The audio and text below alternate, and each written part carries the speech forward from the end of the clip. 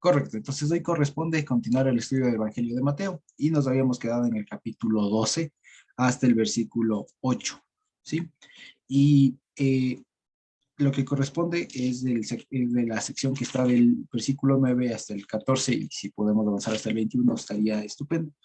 Pero de manera general es bueno que recapitulemos lo que habíamos visto, ¿sí? Y vale la pena también aclararlo y creo que es un momento oportuno para de pronto plantear algunas cuestiones que de pronto puedan seguir habiendo respecto del Shabbat y de algunas cosas que tenemos ahí como objeciones o como dudas que puedan salir al respecto, ¿sí? Entonces, a partir de este capítulo, de los primeros versículos, ¿sí? De los primeros versículos que leímos la anterior semana, pues habíamos visto a qué se refería con el tema de que, con esta frase, qué significaba esta frase de el Hijo del Hombre es el Señor del día de reposo, es el Señor del día de Shabbat, ¿sí? Así que como punto número uno sería bueno que vayamos, digamos, repasando estos puntos. Sí, ahí les comparto la pantalla para que lo tengamos bastante presente, ¿sí? Que son cosas bastante sencillas, bastante cosas que ya las sabemos, pero que vale la pena repasarlo, ¿sí? Uno, en el Evangelio, en el Nuevo Testamento, cuando aparezca la frase, día de reposo, en griego ahí está apareciendo la palabra Sabbat, ¿sí? Que equivale al griego Shabbat, al hebreo Shabbat, ¿sí? Es decir, que por eso es que en algunas de nuestras Biblias, en muchas de nuestras versiones, seguramente ponen un asterisco ahí al pie de página y ponen, aquí equivale a sábado, ¿sí? Y de eso vale la pena hacer una segunda aclaración, que la habíamos hecho y que nunca está por demás repetirlo, que decir sábado no es lo mismo, ¿sí? No es lo mismo que Shabbat, ¿sí? No es lo mismo. ¿Por qué? Porque el sábado comienza a las 0 horas, ¿no? A las 0 horas, a las 0 horas, ¿no es cierto? Del sábado, precisamente, el sábado, o del viernes puede ser, bueno, el sábado, ¿no? O sea, final del viernes, y termina a las, a las 11:59, ¿no es cierto? Del sábado, digamos, ¿no? Las 11:59 del sábado. Es decir, es un día de la semana común, de la semana que tenemos todos nosotros, ¿sí? Mientras que el Shabbat, ¿no es cierto? Bueno, este es el Shabbat. Mientras que el Shabbat comienza a la puesta del sol, que ojo, no es a las 6 de la tarde, también a veces tenemos esa percepción y vale la pena decirlo, no es a las 6 del punto. Por lo general comienza con la puesta del sol, a la hora que se ponga el sol. ¿Sí? Entonces, por cuanto estamos en el Ecuador, decimos a las 6 de la tarde, pero por lo general no es así, ¿sí? Y vale la pena, nada más permítame verificarle una cosilla, porque, por ejemplo, si nosotros podemos ver ahora, eh, el sol se puso a las 6:18, por ejemplo. Hoy se puso a las 6:18. Entonces, no es tan fácil como decir a las 6 o a las 6 ya comienza. No, es cuando entre el sol, cuando el sol se ha metido. Sí, entonces comienza el Shabbat con la puesta del sol del viernes hasta, ¿no es cierto?, la puesta del sol del sábado, ¿sí? De cada sábado, ¿vale? Entonces, por esa pequeña distinción, es que no es lo mismo decir Shabbat que decir sábado. No es lo mismo decir yo guardo el sábado o yo observo el sábado que decir yo guardo el Shabbat. No es lo mismo, ¿sí? Vale la pena decirlo por esto. Entonces, todo esto fíjense que es un argumento bastante elaborado, bastante extenso, que vale la pena que lo aprendamos así para efectos de entender mejor el Evangelio. Porque como a veces leemos y dice día de reposo y a veces abajo dice aquí equivale a sábado, entonces pensamos que era el sábado común de nosotros, ¿no? El que sigue después del viernes al cambio cuando cambia el día a la medianoche. Entonces no es así. aquí está hablando de día de reposo, y de Shabbat más que de reposo, ¿sí? Shabbat. Y resulta que el Shabbat, más que ser un día de la semana, ¿sí? Cuando estamos hablando de Shabbat, más que hablar de un día de la semana, estamos hablando de una institución, de un concepto bíblico, si se quiere, ¿vale? Entonces, cuando pensemos en Shabbat, no hay solo que pensar en este periodo de tiempo, ¿sí? En este periodo de tiempo que va desde, que va en este tiempo que acabamos diciendo. Cuando hablemos de Shabbat bíblico, no estamos pensando únicamente en ese periodo de tiempo. Además, estamos pensando en toda una institución, ¿sí? Una institución bíblica. Una institución bíblica que como tal tiene ciertas reglas, tiene ciertas normas, si se quiere, ¿sí? Ciertos objetivos y todo lo demás, ¿sí? Tiene ciertas reglas, tiene normas, tiene objetivos, ¿vale? Que hay que observar en ese día, ¿de acuerdo? Entonces, fíjense ustedes, a todo eso nos estamos refiriendo cuando se hable de Shabbat. Así que cuando leamos el Evangelio y nos encontramos con esta palabra, era día de reposo, en realidad está hablando de muchas cosas más que por lo general por nuestra cultura, por el momento histórico en el que nos tocó vivir, ya no se observa y también hay un término sábado que es parecido y que a veces se presta a confusión. Entonces es mejor decir Shabbat. Así que cuando leamos de nuevo Mateo 12 o cualquier parte del Evangelio, cuando diga la frase día de reposo, estemos seguros que ahí está apareciendo en el fondo Shabbat. Y eso es distinto, ¿vale? Ok, ahora bien, dado que estamos hablando y todo este principio del capítulo 12 de Mateo comienza diciendo o está en torno a un día de Shabbat, ¿no es cierto? Aquí el tema, ¿no es cierto?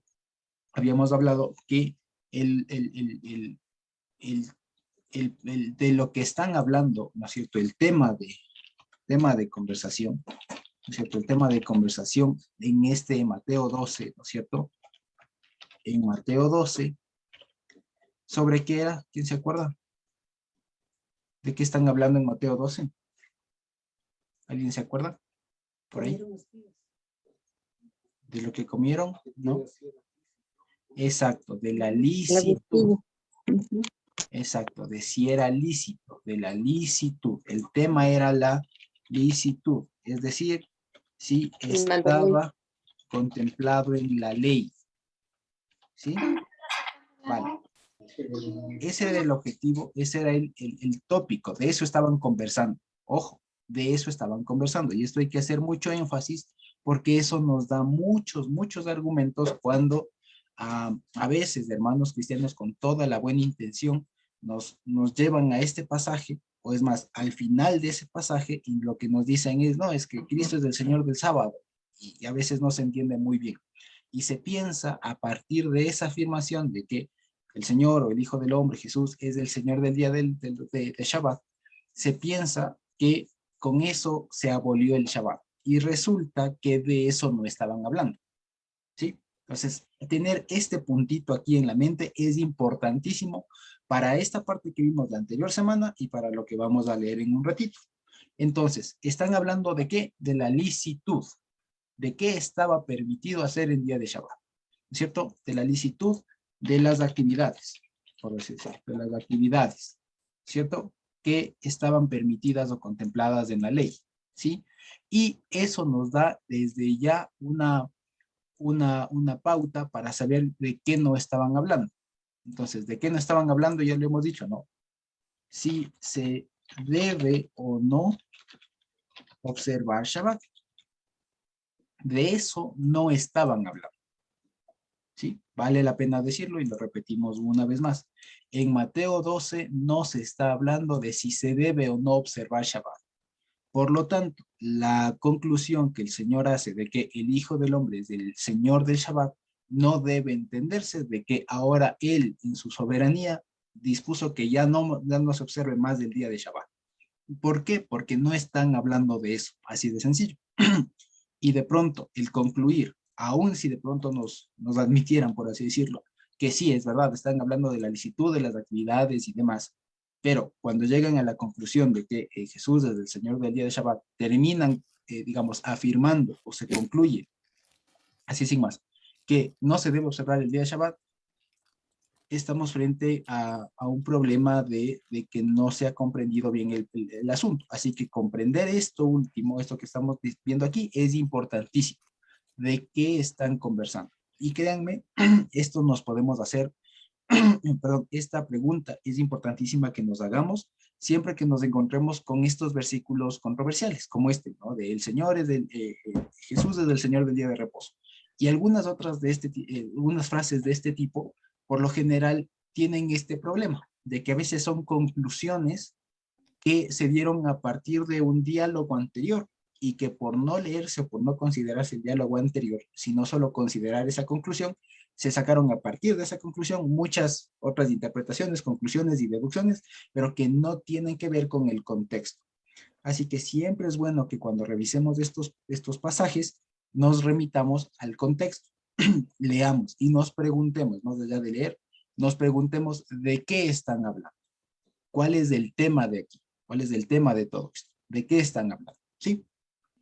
Así que, como para hacer un recuento nada más, y no importa si repasamos lo que conversamos el anterior miércoles, nada más como para tenerlo súper claro, aquí le preguntan, ¿qué es lícito? ¿No es cierto? ¿Qué es lícito? El problema es, ¿qué es lícito? Ahora, el asunto es que la licitud proviene de un cuerpo legal, de normas, ¿no es cierto? Yo no puedo saber lo que está permitido o no si no está escrito, si no está redactado por una autoridad, ¿no es cierto? Entonces, resulta que esto nos abre en un primer momento dos conceptos que no es que deberían existir, pero que los hay, ¿sí?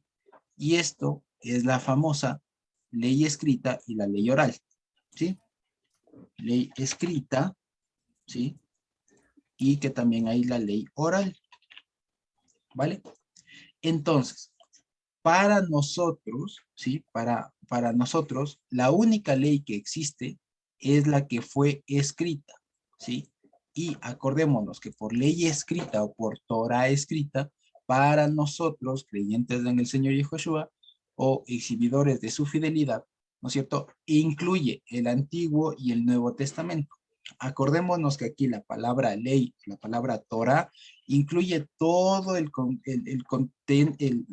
perdón, incluye todo aquello que contiene palabra del Señor, que básicamente es toda la Biblia, ¿sí? Como nosotros diríamos Antiguo y Nuevo Testamento, pero aquello que está escrito, no exclusivamente aquello que viene de nuestros sabios, de las interpretaciones, ¿sí? A estas interpretaciones de sabios, especialmente de los sabios judíos, es a la que se refiere esta palabrita, la ley oral, ¿sí? La ley oral. Y resulta que para nosotros, por ejemplo, ¿qué valor tiene una y otra? La ley escrita eh, se demanda su observancia, por así decirlo, es nuestra ley, es nuestra constitución, es aquello que se debe observar sí o sí, y que ahí nos podemos remitir a lo que vimos en algunas porciones anteriores, ¿se acuerdan ustedes? Que vimos de qué estaba contenida, de los hukim, de los mishpatim, de los testimonios, de todo aquello. Eso para nosotros es Torah, es ley, lo que hay que observarse, lo que guía nuestra conducta, lo que el Señor ha revelado. Pero resulta que para los judíos, para la época, para el pueblo de la época, dado que su experiencia con las normas bíblicas no fue como la nuestra, ¿sí?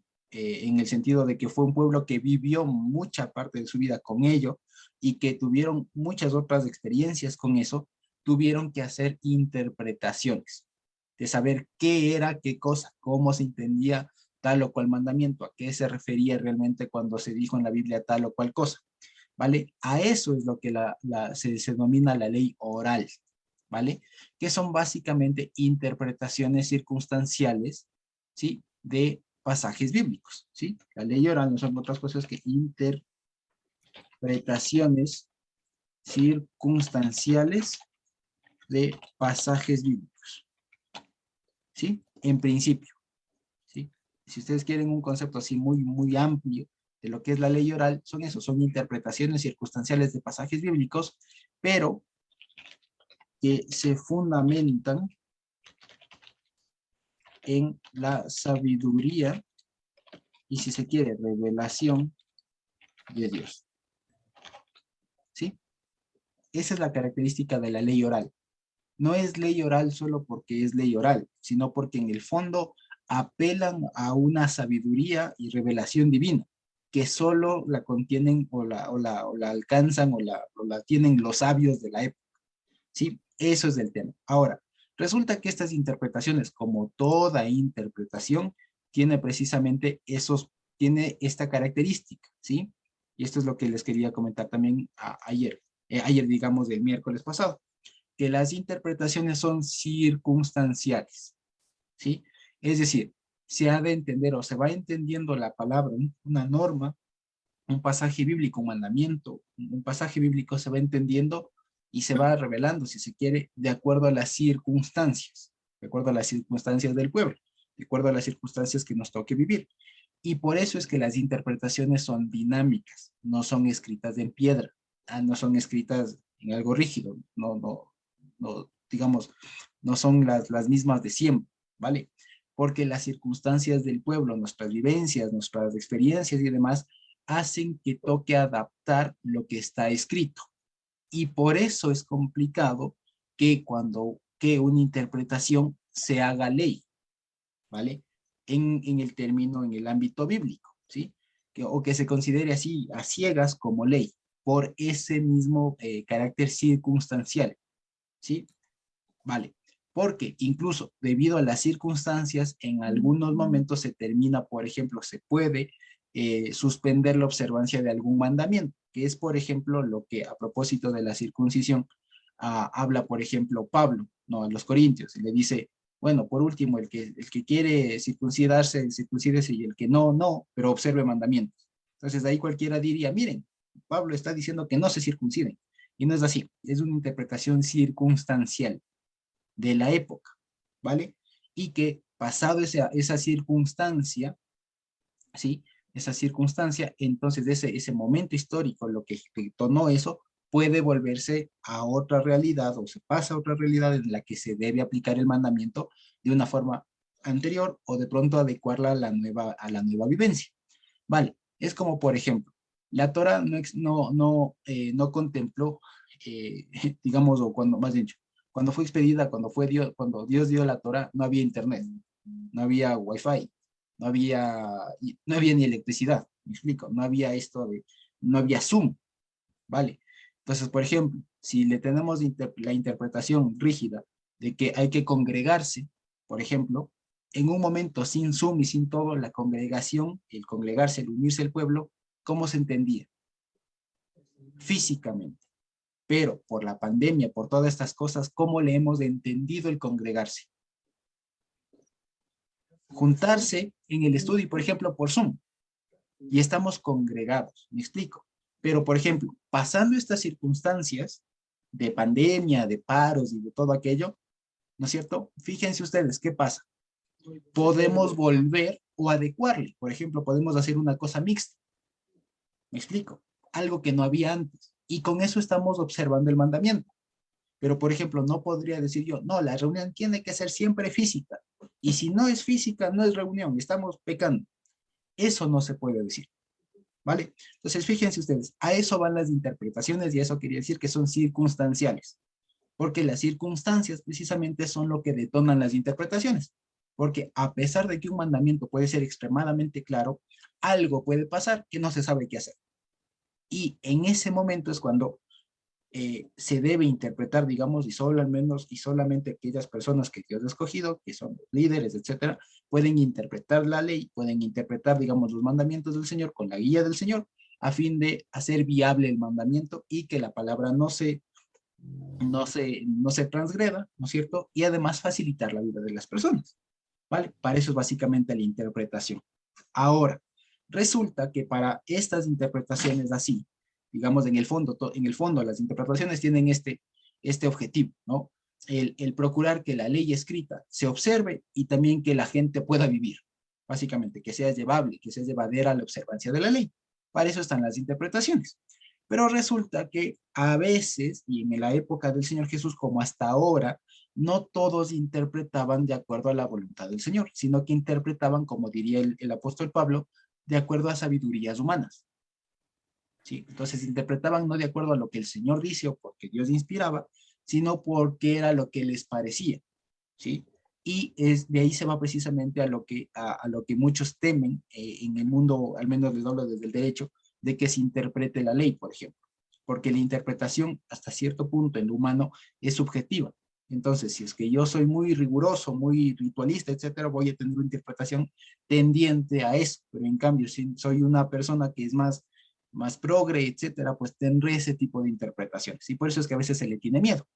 Pero exacto, como ya vamos a ver acá, precisamente, ¿no?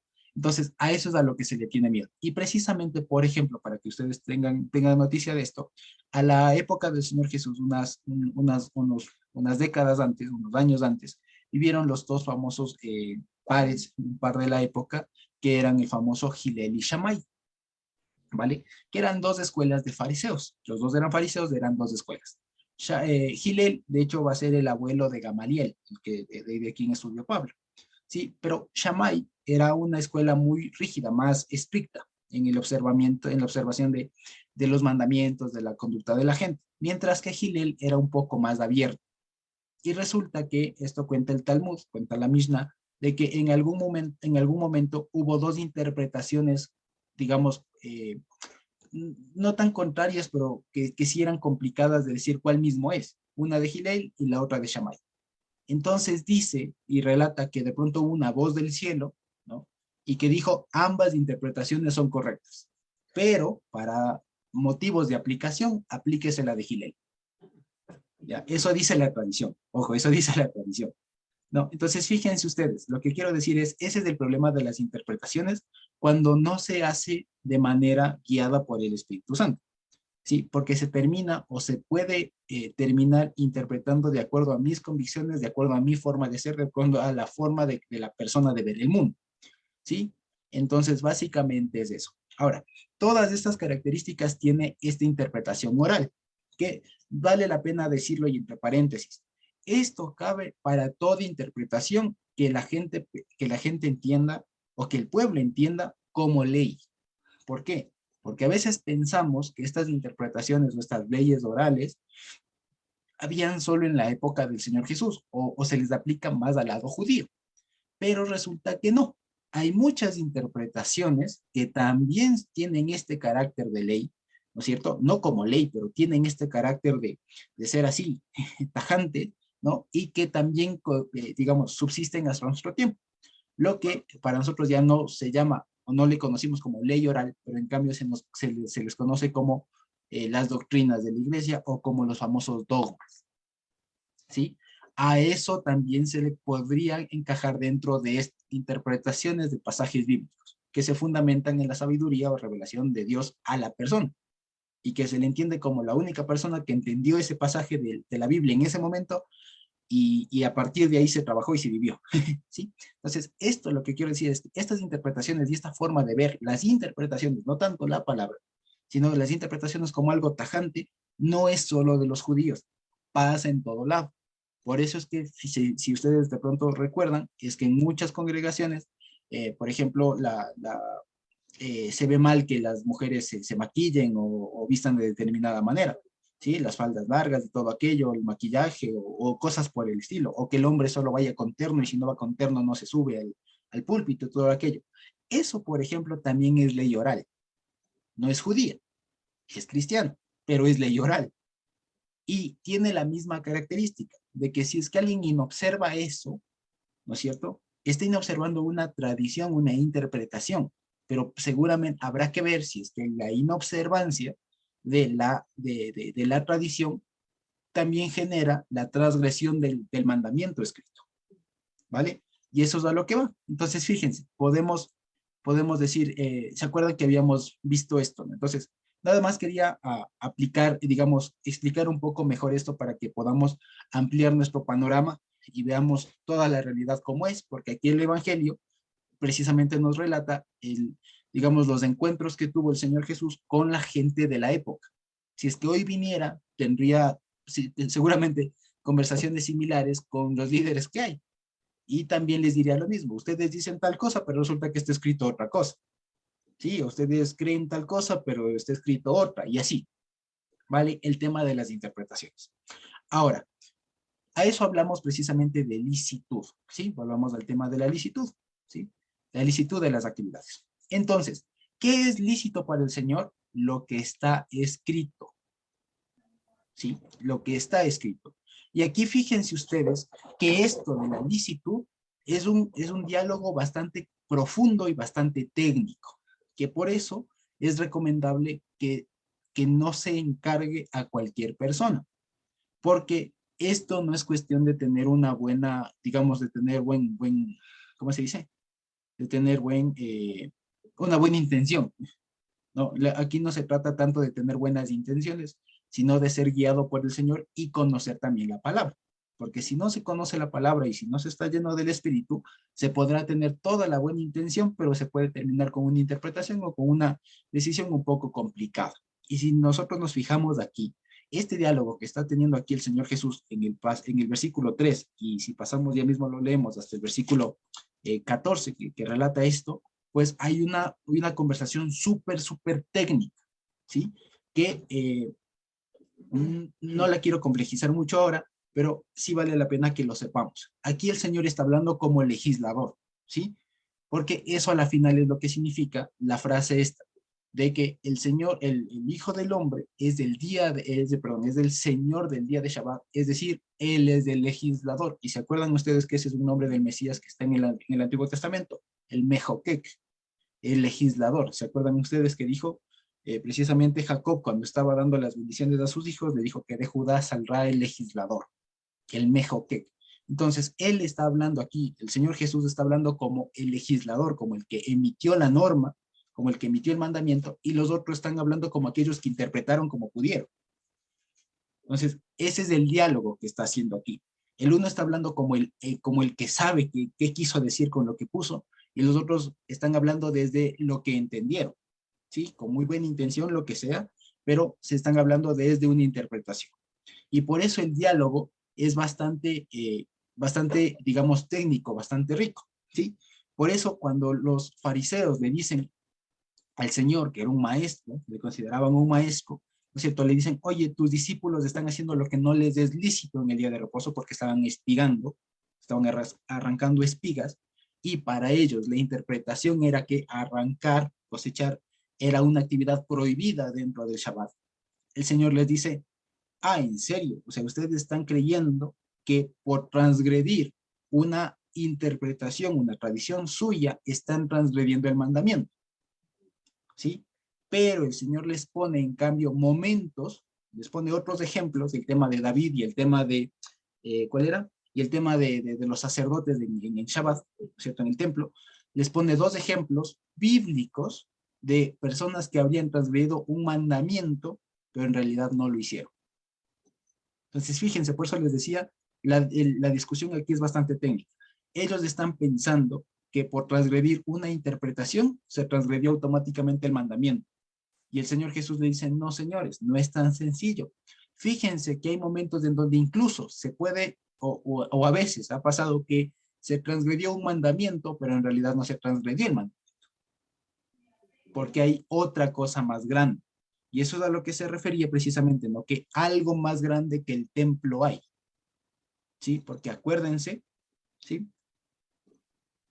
Y acordémonos, esta frase de aquí, que está en el versículo 6 del capítulo 12, pues os digo que uno mayor que el templo está aquí, o que alguien, o que algo más grande que el templo está aquí, se debe entender en el contexto del día de reposo, ¿sí? En el día de Shabbat.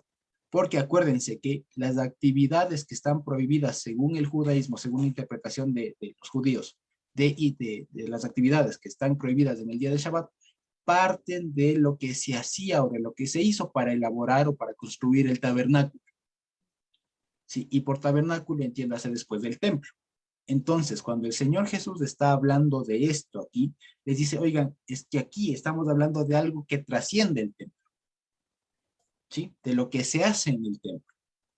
Y ahí les dice, fíjense, le está diciendo muchas cosas ahí, les está diciendo, uno, el transgredir una interpretación, ¿no? Una tradición, una interpretación, no implica la transgresión de un mandamiento escrito.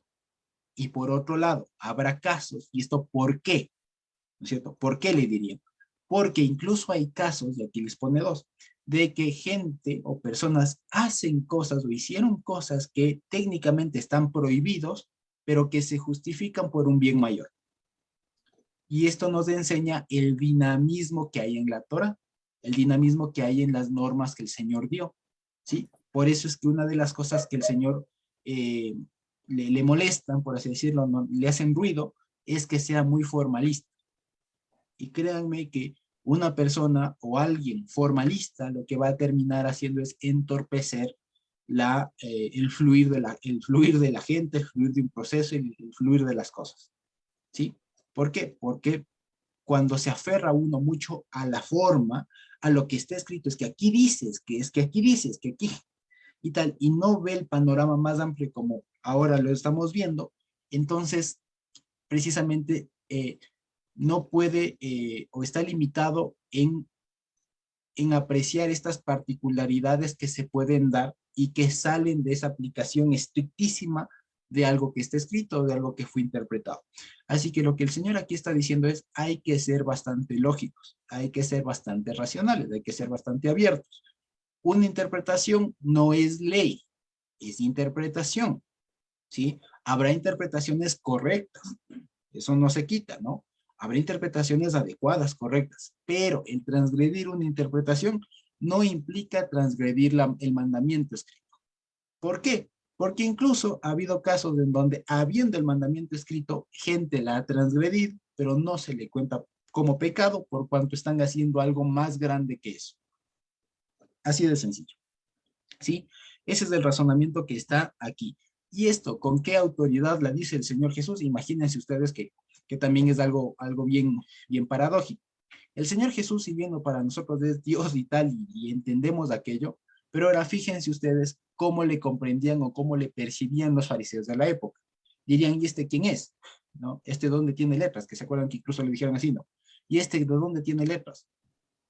¿No? Pues si sus papás no son estos de acá, que viven por acá nomás, no son nuestros vecinos, ¿cómo? ¿Y de dónde este tiene letras? ¿A qué hora estudió? ¿Y con quién estudió? Y todo lo demás. Entonces, imagínense ustedes, el Señor Jesús en la época se está presentando como el legislador, como Dios mismo, pero las personas no le reconocen eso. Para ellos les importa la forma, en dónde estudió, ¿no? Ahora dirían, ¿en qué instituto bíblico estudió? ¿En qué seminario? ¿En qué universidad? ¿Qué título tiene? ¿No?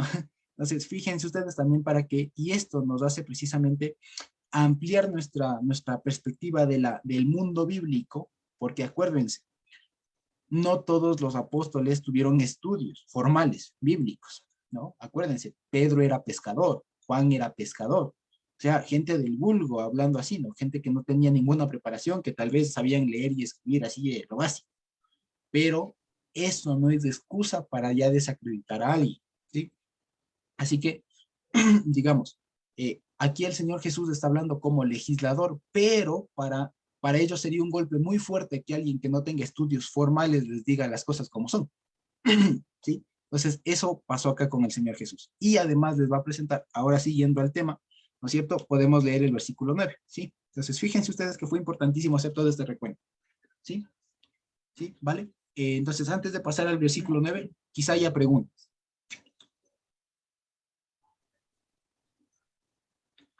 ¿sí? Entonces, como siempre suelo sugerir, de pronto, si es que alguien es de curioso y le tomo una captura de pantalla a lo que acá estamos viendo, como para que queden como apuntes, ¿no? De lo que estamos viendo y sirvan de repaso, digamos. Sirvan de repaso y como un punto de partida para cuando después se vuelva a leer esto, ya no partamos de cero, ¿sí? Entonces, si no hay preguntas, creo que podemos pasar al versículo 9.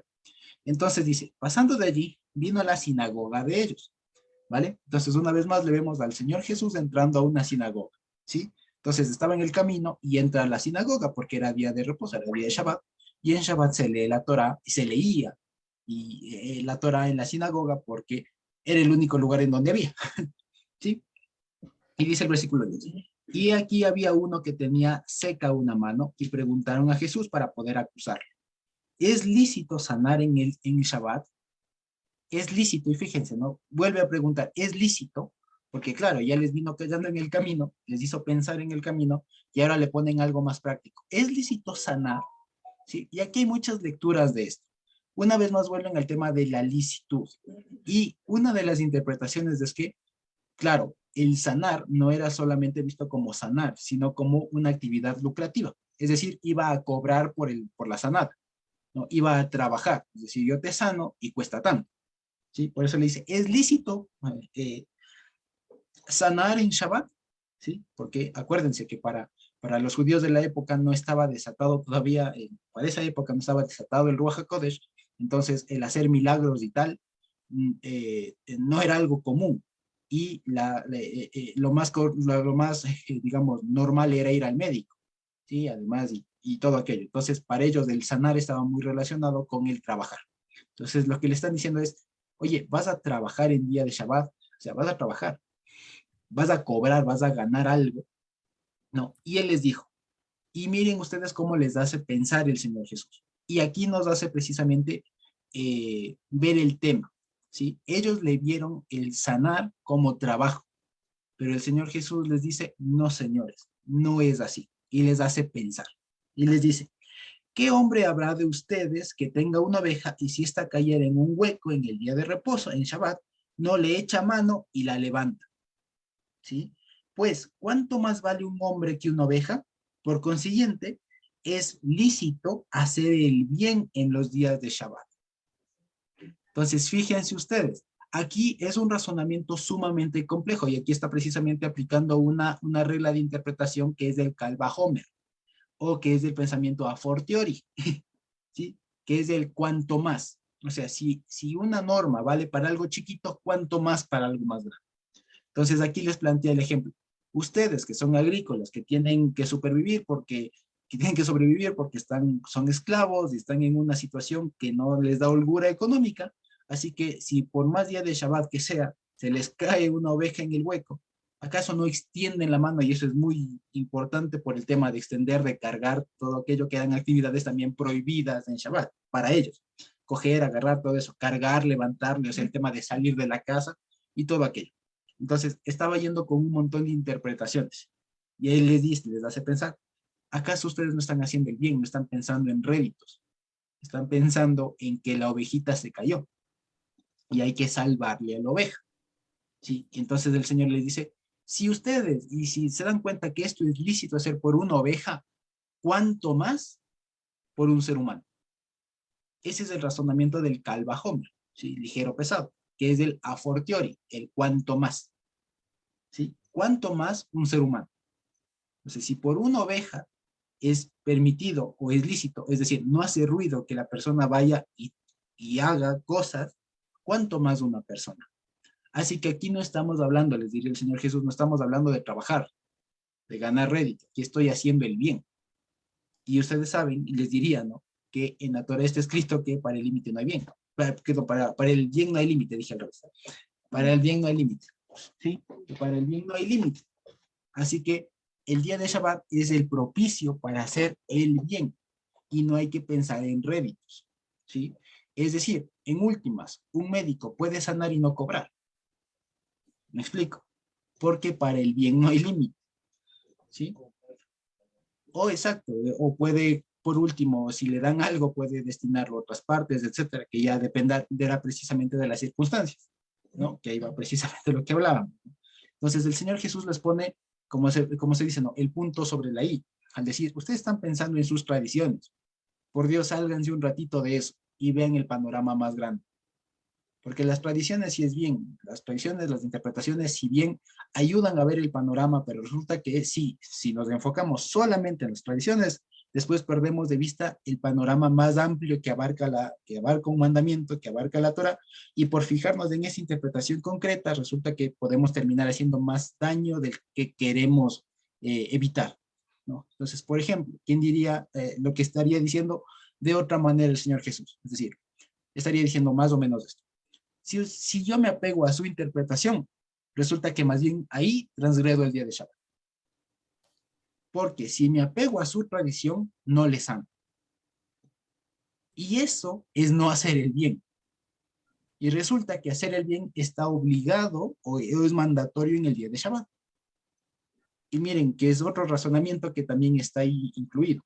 Por eso les decía, estos razonamientos son bastante técnicos, pero son hermosísimos porque nos hace pensar un montón y nos hace dar cuenta precisamente que cuando se habla de qué se hace o qué no se hace o cómo se entiende o cómo no se entiende, no es cuestión de preguntar a cualquier persona. Sí, es siempre bueno preguntar a quienes tengan la unción del Señor, a quienes Dios les haya llamado y quienes también sepan de la materia. ¿Sí? Porque es como decir, es como lo que a veces suele pasar, ¿no? Que cuando tenemos un problema, en vez de ir, por ejemplo, un problema médico, no sé si les ha pasado, tenemos un problema médico, me duele algo del cuerpo, y en lugar de ir pronto al médico, ¿qué hacemos? Preguntar al fulanito, preguntar a los amigos, oye, a ti te dolía lo mismo te dolía lo mismo que a mí, ¿qué te recomendaron?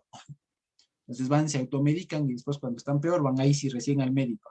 Entonces ese razonamiento no aplica aquí. Aquí hay que acudir cuando se tenga una duda puntual, acudir a quienes pueden ayudar en este sentido, que siempre las hay, ¿sí? Entonces fíjense ustedes, es lícito hacer el bien, ¿sí? Entonces el Señor les está precisamente poniendo el punto donde donde está el análisis. El asunto no es debo observar la tradición, ¿no? Una vez más, el punto no es debo o no observar el Shabbat, no. El punto es la observancia sin más, de una interpretación, de una tradición. En realidad, eso puede transgredir un mandamiento. Eso me hace pecar en otras palabras, ¿sí? Entonces hay que saber manejar esto precisamente. Y el Señor nos enseña aquí que hay que hacer el bien en Shabbat, ¿sí? Y eso se aplica en un montón de cosas. Es decir, que si yo soy un médico, si soy enfermera, si soy incluso abogado, por ejemplo, y en día de Shabbat ocurre alguna emergencia, alguna circunstancia que requiere de nuestra presencia, pues voy y lo hago. Y claro, no cobro y todo lo demás. Me explico, pero no por decir el tema no, es que es día de Shabbat, no ayudo a nadie, tampoco es el tema, ¿sí? Entonces, fíjense ustedes, ¿no? A eso va. Dice, entonces dijo aquel hombre en el versículo 13, en Mateo 12:13, dijo a aquel hombre, extiende tu mano, y él extendió y le fue restaurada sana como la otra. Y salidos los fariseos tuvieron consejo contra Jesús para destruirle. Y claro, entonces fíjense ustedes, primero el poder del Señor para restituir una mano atrofiada, ¿sí? Una mano atrofiada que seguramente habrá sido ahí, ¿no? Alguna cosa, ¿no? Que tenía seca una mano, se puede entender que tenía como lesionado de la manera que haya sido y el Señor la restauró. Sí, la restauró, milagro. Punto uno, además de que Él es legislador, que ese era el punto uno, el punto dos es que nos sigue demostrando que Él es el que tiene el poder para ejecutar esas cosas, porque si nos acordamos además de lo que dice precisamente, si no estoy mal, es eh, Isaías 58, ¿no? Isaías 58, donde se habla del verdadero ayuno, al final también se habla del verdadero Shabbat. Es precisamente que si recogieres tu pie de hacer tu voluntad en el día de reposo y llamares a Shabbat, día santo, agradable, entonces te deleitarás y todo aquello. Entonces, a eso va el asunto, a entender que eso es hacer el bien y demás, ¿sí? Y aquí nos da una consecuencia bien interesante, en el versículo 14, que además nos prepara a nosotros, ¿no es cierto?, a saber cuál va a ser la reacción normal y que no nos asuste cuando, si es que eso nos pase, tal vez ya nos pasó, o si nos vuelve a pasar, ¿no? Que no nos asuste esta reacción. Y es que cuando una persona de alguna manera ataca, o digamos, pone en evidencia, digamos, que las interpretaciones son en ese sentido un poco no tan estrictas o que pueden ser reinterpretadas, si se quiere, que ponen en evidencia, digamos, por utilizar la palabra, esa vulnerabilidad, ¿no? ¿Qué se diría? Ese dinamismo de las interpretaciones, etcétera.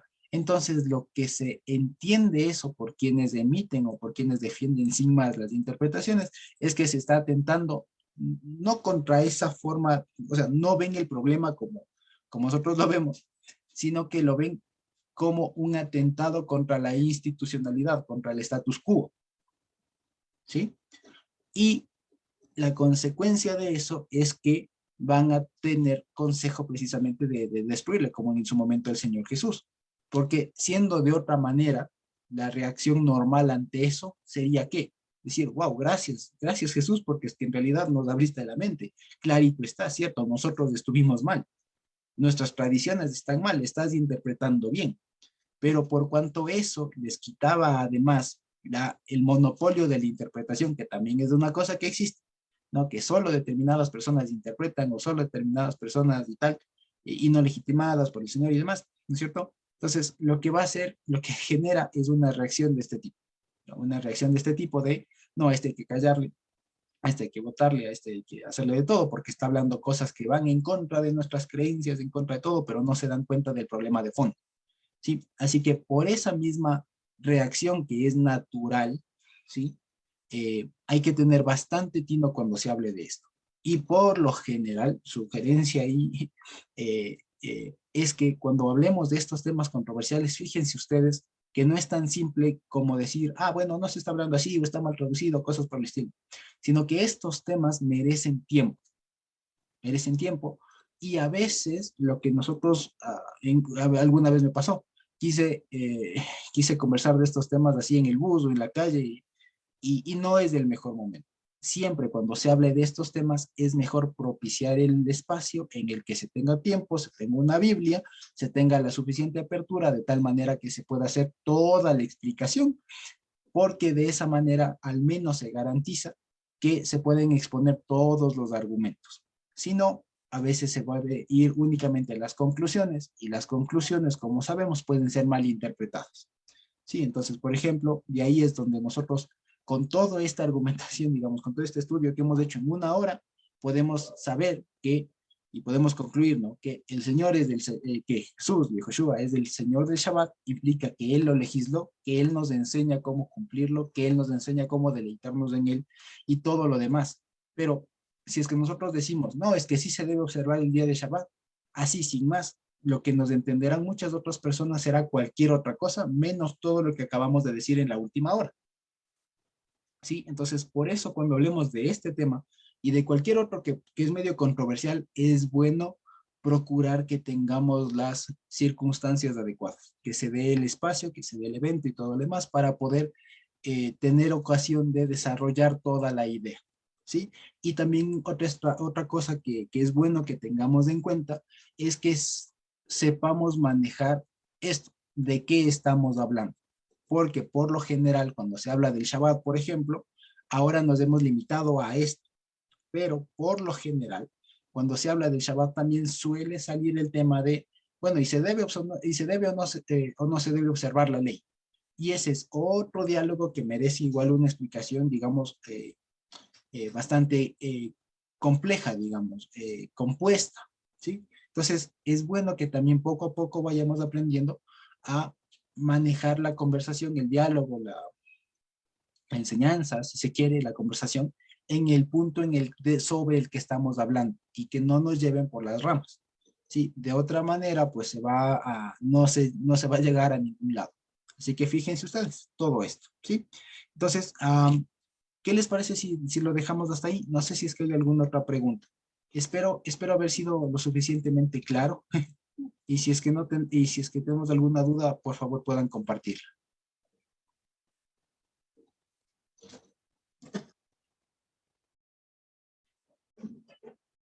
¿Sí? ¿De pronto tenemos alguna pregunta, comentario? ¿No? ¿No? Ok.